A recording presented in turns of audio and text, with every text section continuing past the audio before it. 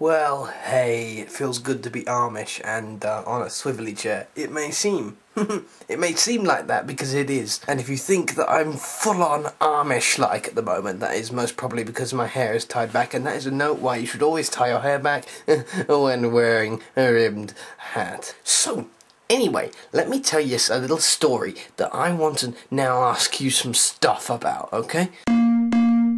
It all starts with my chronic diarrhea, which I've had for the past couple of days. Although me having chronic diarrhea is a complete load of diarrhea. I just had a little bit of food poisoning, and I've just been ill for the past couple of days. But the diarrhea did come on the first day of me having what I said was chronic diarrhea. So I had one day of diarrhea. You may now laugh, because let's face it, diarrhea is funny. It's a funny word. Think about it. If I had a son and I called him Diarrhea, his name would be Diarrhea Hellier. That would be a man with diarrhea and hell in his name. They just don't give them their kids chances these days, do they? Them there, ever. Yeah. So anyway, when I'm ill, I tend to do weird things. It's how I do. And how do you do? Nice to meet you. When I'm ill, I do strange things. Like, for example, I go for long walks. I work very hard when I'm ill. And it's all simply because when I'm ill, I don't want something to keep me down, so I just sort of think, well, I better keep moving. I better keep on moving. Better keep doing. Not like sex. I don't, because that's rancid. That, like, if I had chronic diarrhea and I was on the job constantly, that would just be grotesque. It'd be like a bloody oil pump, wouldn't it?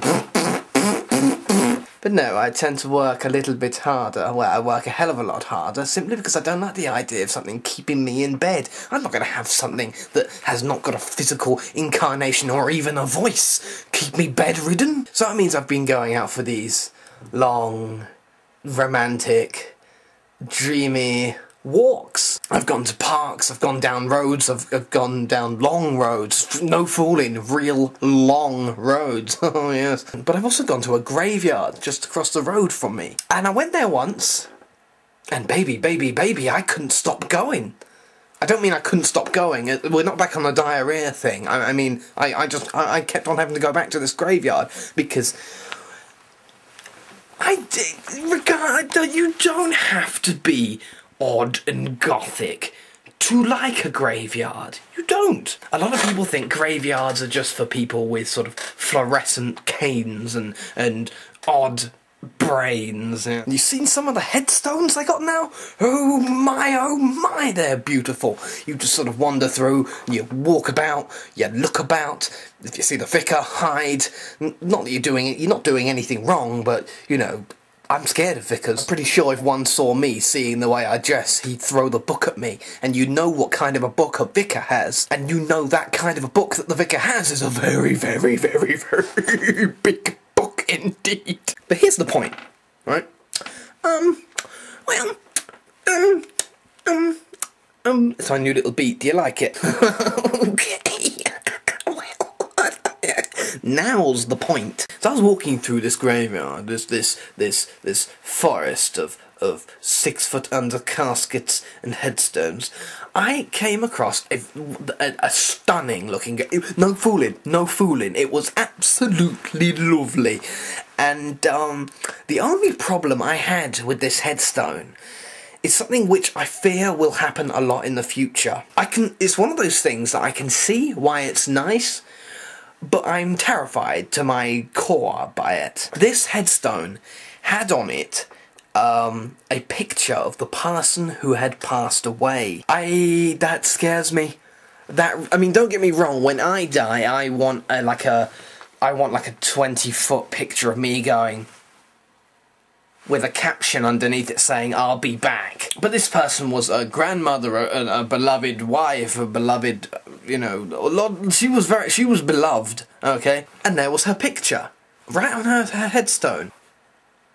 That's horrible. I shouldn't mock the dead. I'm not mocking the dead. I'm discussing the dead. I'm keeping the memory alive by making fun of her headstone. That's awful. I'm a terrible person. But then again, you know, like I said, after I'm gone, there'll be a big picture of me going, And you can imagine all kinds of kids will just be graffitiing, drawing mustaches on me. It'll be fantastic. My death will be fun for all of the family. But when you die, yeah, you, right, picture this, right, picture your own death, okay? Do you want a picture of you on your tombstone? Would you? And what kind of caption do you want? Now, we all know that the church is a little bit funny.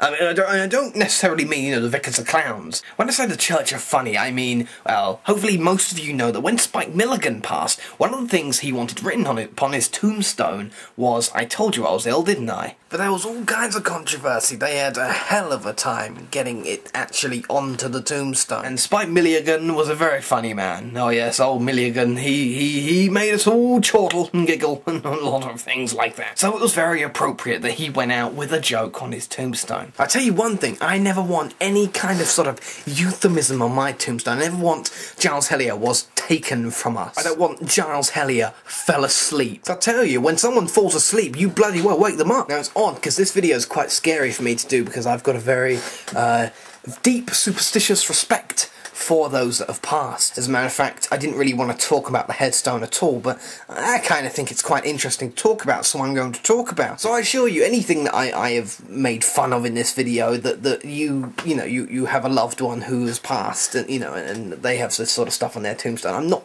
directing this at anyone, but I just want you to take all of this information into account, and tell me, would you like a picture of you on your own tombstone? What kind of tombstone would you like?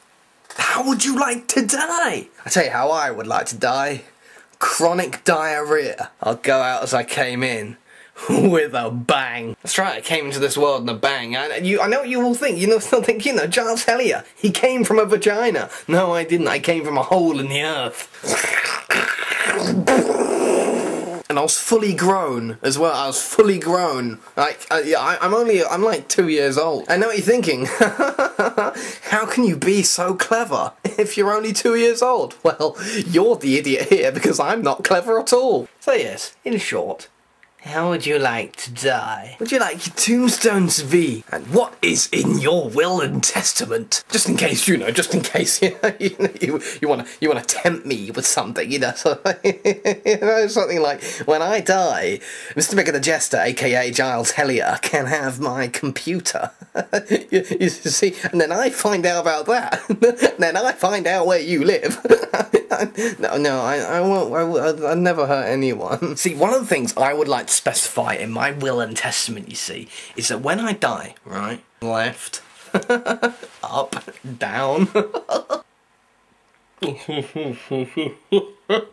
Thing is, I was saying to my girlfriend the other day, and this is not the sort of thing you should really, you know, talk to your partner about, but I said, you know, when I die, I want my coffin to be suspended above a dance floor in a club built for my coffin called the Rockin Cradle. I think that'd be pretty cool. And that picture I was telling you about, the one of me pointing forward saying, "I'll be right back," that will be as soon as you come in. So as soon as you come into this club, there's a dance floor in front of you. You've got your bar to the left, and to the right you've got toilets, you know, just in case you've got diarrhea. And then right at the end, right in front of you, like 20 foot tall, is a giant picture of me, and it just says, "I'll be right back." And then right above you, that's where I am, and my smell, the smell of my rotting body will be just, the fumes will be going throughout the nightclub, yeah? It'll be going throughout the nightclub, and everyone will be getting high on me. So everyone goes to this club, they have a bit of a rock out, and a bit of a dance to some heavy metal music, and they come out acting just like me, because that's what happens when you get high on my fumes. I know what you're thinking. Do you really smell that bad? How did I tell you that I wanted to die? And I trust me, no matter what age I am, I will achieve it somehow. Like, if I suddenly find out that I'm going to die in a couple of days, I will eat the most disgusting, foul food you can think of, all to ensure that I die from chronic diarrhea. So you know that coffin is gonna smell nasty. It's gonna smell as nasty as arse. And trust me, I've smelt arse. arse does not smell nice, especially the chronically gassy ones. So in short, ladies and gentlemen, I'm terribly sorry for this somewhat scatty video. To explain my behaviour, I've recently had diarrhea. Even though I explained right at the start of the video the diarrhea wasn't actually that bad. That's what I'm gonna say. That is why I'm acting somewhat out of sorts. I've had diarrhea and I'm recovering. This is what they call the diorama phase. And if you found this video funny, you're just a tiny bit evil now, aren't you? Take care everyone on YouTube. This has been Mr. Megalogist. Thanks for coming. Oh, and who are you? Why don't you tell me? Bye! It just makes absolutely no sense. Today it's gone a bit wrong.